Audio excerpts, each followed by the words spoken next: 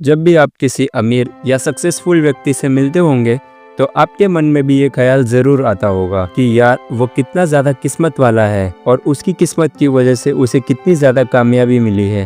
तो दोस्तों, हमने सोचा कि क्यों ना आपको एक ऐसा रियलिटी चेक दिया जाए जिससे आप ये समझ सके कि वाकई में सक्सेस का कोई शॉर्टकट नहीं होता है। कुछ लोग किस्मत वाले तो होते हैं, लेकिन किस्मत इंसान का साथ सिर्फ एक बार देती है, बार बार नहीं। और अगर हर बार कामयाबी की बुलंदियों को छू रहा है तो ज़रूर इसके पीछे एक बहुत ही बड़ा संघर्ष और लगन है। और इस बात का जीता जागता सबूत है दुनिया का सबसे महंगा खिलाड़ी। तो चलिए जानते हैं आज के इस वीडियो में कि कैसे एक गरीब माली का बेटा आज पूरी दुनिया का सबसे चहेता खिलाड़ी है। हम बात कर रहे हैं दोस्तों क्रिस्टियानो रोनाल्डो की। यही वह नाम है जिसने अपनी मेहनत के बल पर फर्श से अर्श तक का सफ़र तय किया है। और हो सकता है आप में से कई सारे लोग उन्हें ना जानते हो, लेकिन जिसे थोड़ा सा भी फुटबॉल के बारे में पता है वो क्रिस्टियानो रोनाल्डो को बहुत अच्छे से जानता होगा। और इस दुनिया में उन्हें भगवान मानने वाले लोगों की भी कोई कमी नहीं है। फुटबॉल के प्रेमी उन्हें ना पसंद करें, ऐसा हो ही नहीं सकता। तो दोस्तों, आप ये जानकर भी हैरान हो जाएंगे कि केवल फुटबॉल मैच खेलकर ही वह सालाना 700 करोड़ से भी ज़्यादा की इनकम जनरेट करते हैं। आज तो यह शोहरत की बुलंदियों पर है, लेकिन इन बुलंदियों पर पहुंचने के लिए उन्होंने कड़ी मेहनत की है, क्योंकि वह किसी राजा के बेटे की तरह चांदी के चम्मच के साथ पैदा नहीं हुए थे। यानी कि उनकी फैमिली में कोई इतना भी सक्षम नहीं था कि एक नॉर्मल सी मिडिल क्लास इंसान वाली ज़िंदगी जी सके। जी हाँ दोस्तों, 5 फरवरी 1985 को रोनाल्डो का जन्म पुर्तगाल के एक छोटे से गांव में हुआ।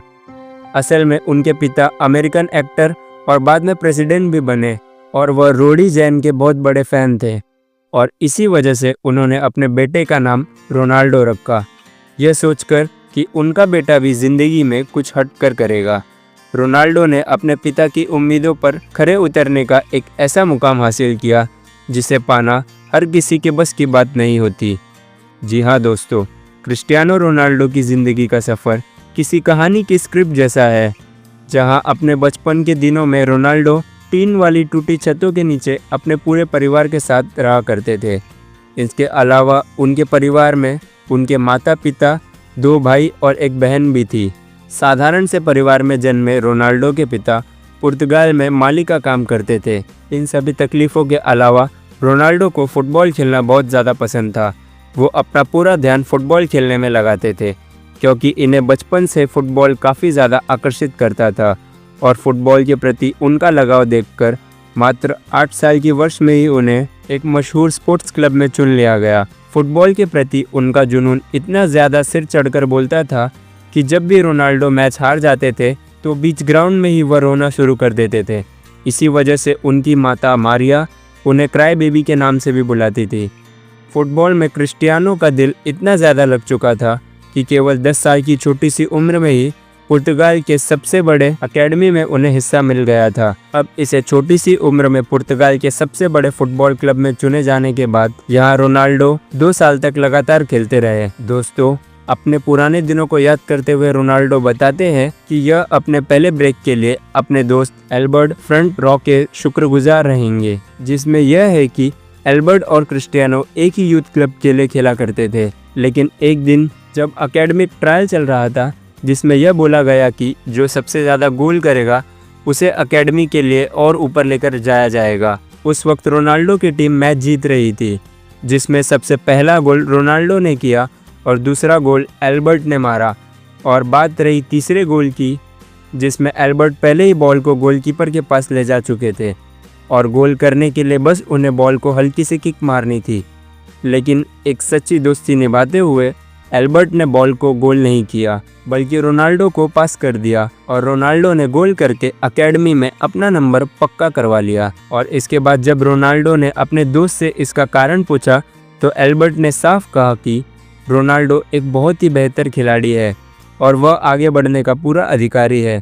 और इसी इंसिडेंट के बाद इन दोनों की दोस्ती और भी ज़्यादा पक्की हो गई, जिसके बाद फ्लोटिंग सिटी के एक बड़े अधिकारियों ने रोनाल्डो को 15 पाउंड में साइन कर लिया, जिसके चलते 12 साल की उम्र में उन्हें अपने पूरे परिवार का साथ छोड़कर पुर्तगाल की राजधानी लिस्बन में जाना पड़ा। यहाँ तक कि रोनाल्डो अपने परिवार को कभी छोड़कर जाना नहीं चाहते थे, लेकिन उन्हें पता था कि अगर उन्होंने यह मौका छोड़ दिया तो वह कभी भी आगे नहीं बढ़ पाएंगे।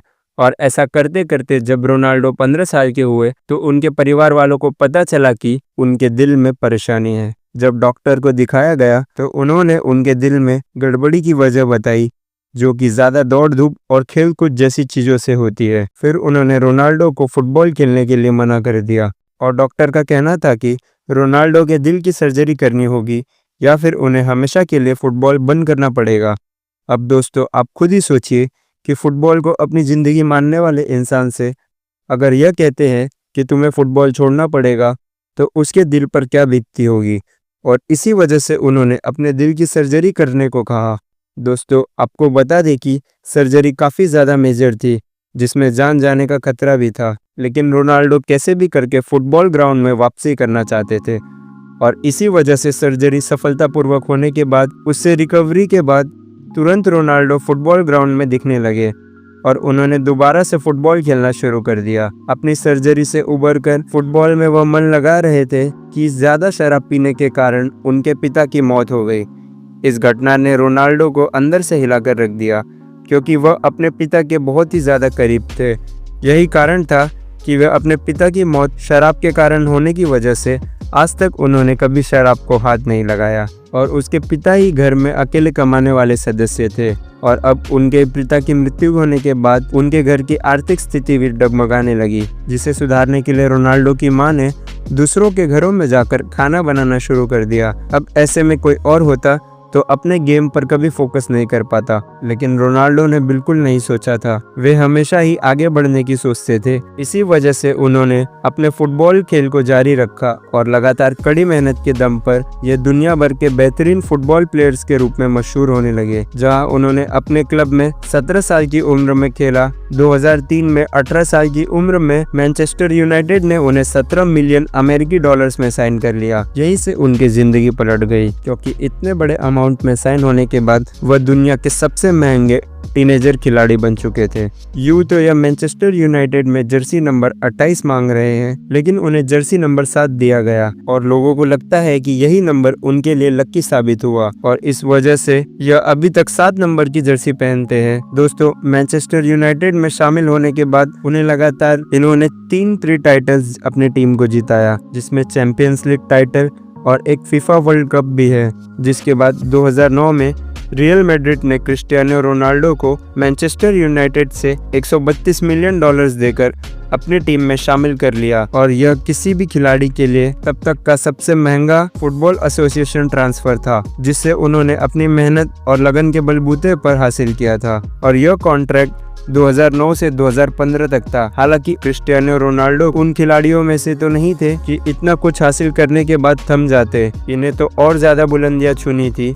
इसी वजह से उन्होंने लगातार अपने गेम को इम्प्रूव किया और रियल मैड्रिड में रहते हुए रोनाल्डो ने 15 ट्रॉफी जीती और फिर 2018 में रोनाल्डो को इटली के फुटबॉल क्लब यूवेंटस ने 10 मिलियन पाउंड्स में खरीद लिया। और एक पूरी फुटबॉल हिस्ट्री में 30 साल से ऊपर के खिलाड़ी को इतनी महंगी कीमत में कोई भी नहीं खरीदा था। और अक्सर लोग जवान खिलाड़ियों में अपना पैसा लगाते हैं, लेकिन रोनाल्डो की उम्र नहीं, मैदान में उनका जज्बा भी दिखता है। दोस्तों, क्रिस्टियानो रोनाल्डो की पूरी लाइफ में उन्हें कई बार टाइटल्स मिले, जहां 2015 में पुर्तगाल फुटबॉल फेडरेशन ने रोनाल्डो को best footballer player of the time का खिताब दिया। 2016 और 17 में यह दुनिया के सबसे हाई स्पीड आउट लिस्ट में भी थे और टाइम मैगजीन के सबसे ज्यादा इन्फ्लुएंस पीपल की लिस्ट में भी शामिल हो चुके थे। और एकमात्र ऐसे खिलाड़ी हैं जिन्होंने 5 बार लगातार चैंपियंस लीग जीता। वह जितनी बड़ी शख्सियत है उतना ही बड़ा उनका दिल है और इसी वजह से इतनी बड़ी शख्सियत होने के बावजूद भी दूसरों की मदद करना वह नहीं भूलते हैं। कहा जाता है कि अकेले अपने दम पर एक अनाथ आश्रम चलाते हैं, जिसमें 6000 से ज़्यादा बच्चों का खर्चा उठाया जाता है। सिर्फ इतना ही नहीं, बल्कि नवंबर 2012 में अपने गोल्डन शूज़ को वो ऑक्शन में लगाते हैं, जिसमें मिलने वाले 13 करोड़ रुपए उन्होंने स्कूल बनाने के लिए डोनेट कर दिए।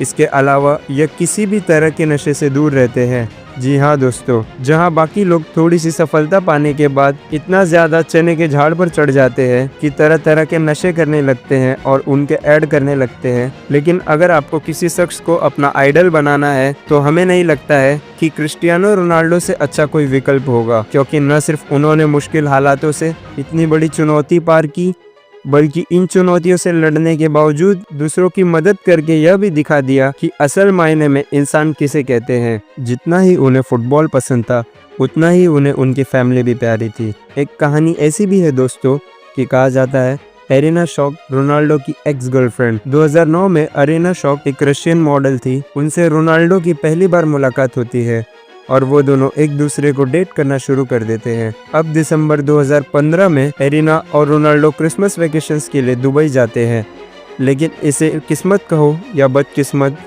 उसी दौरान 31 दिसंबर को रोनाल्डो की मॉम का बर्थडे आ जाता है और अब रोनाल्डो चाहते थे कि वो लोग अपने वेकेशंस को छोड़कर अपनी मॉम को बर्थडे सरप्राइज देने के लिए पुर्तगाल वापस चले जाए, लेकिन एरिना ये नहीं चाहती थी।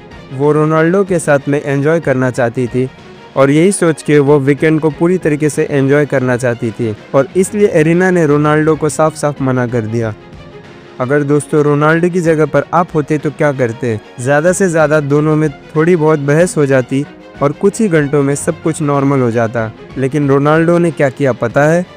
जस्ट बिकॉज एरिना ने उसकी मॉम के बर्थडे सरप्राइज के लिए मना कर दिया तो रोनाल्डो ने लिटरली वहीं पर उनके साथ ब्रेकअप कर दिया। यानी अपनी मॉम के लिए रोनाल्डो ने अपना 5 साल का रिलेशनशिप तोड़ने में 5 मिनट भी नहीं लगाए। ये तो रही बात दोस्तों सिर्फ उनके मॉम की। उन्होंने अपने डैड के लिए भी बहुत ज़्यादा कुर्बानियाँ दी है। वो अपने डैड से भी उतने ही ज़्यादा लगाव रखते थे। इस वजह से जब उनके डैड का निधन हो गया था तो वो फुटबॉल में बिल्कुल भी ज़्यादा ध्यान नहीं दे पा रहे थे, जिस वजह से वो काफ़ी ज़्यादा डिप्रेशन में भी चले गए थे। रोनाल्डो फुटबॉल की दुनिया के बादशाह होने के साथ साथ उन्होंने फुटबॉल में अभी तक 920 से भी ज़्यादा गोल किए हैं। वो सबसे ज़्यादा गोल मारने वाले भी खिलाड़ी बन चुके हैं। वो आज भी अपने शरीर पर टैटू वगैरह नहीं बनवाते हैं, क्योंकि वो अभी भी ज़रूरतमंदों को ब्लड डोनेट करते हैं। उन्होंने ये भी कहा है कि ज़िंदगी में कुछ भी हो जाए, लेकिन मैं गरीबों की मदद करना नहीं छोड़ूंगा, क्योंकि उनका जन्म भी गरीबी में ही हुआ है। शायद जितनी हमने गरीबी नहीं देखी होगी दोस्तों, उनसे भी ज़्यादा रोनाल्डो ने फेस की है और उतनी ही ज़्यादा मेहनत और लगन के साथ आज वो इस मुकाम पर पहुँचे हैं कि उनके लिए दिल से एक सैल्यूट ज़रूर बनता है दोस्तों। अगर आपको भी हमारी मेहनत और रोनाल्डो की ये कहानी पसंद आई तो इस वीडियो को लाइक करके चैनल को सब्सक्राइब ज़रूर करें। मिलते हैं अगले वीडियो में, तब तक के लिए अपना ख्याल रखिए। धन्यवाद, नमस्कार, जय हिंद।